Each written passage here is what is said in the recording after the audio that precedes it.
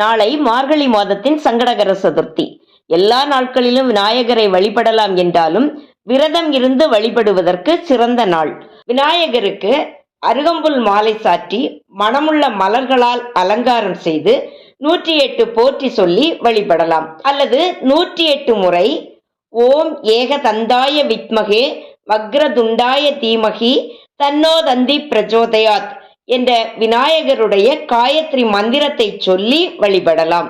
அதுவும் இல்லாவிட்டால் ஓம் விநாயகாய நமக என்று 108 முறை சொல்லி மனதார வழிபட்டாலே போதும். நம்முடைய துன்பங்களும் தோஷங்களும் நீங்கி வாழ்வு வளமாகும். சங்கடகர சதுர்த்தி நாளில் அனைத்து விநாயகர் கோயில்களிலும் சிறப்பு அபிஷேகம் நடக்கும். அபிஷேகத்திற்கு பால் வாங்கி கொடுத்தால் காரிய தடைகள் நீங்கி செய்யும் செயல்கள் எளிதாக தடையின்றி நடக்கும். மனதில் அமைதி ஏற்படும். எந்த ஒரு காரியத்தை நாம் துவங்கும் போதும் விநாயகருக்கு பாலாபிஷேகத்திற்கு பால் வாங்கி கொடுத்த பின் துவங்கி பாருங்க.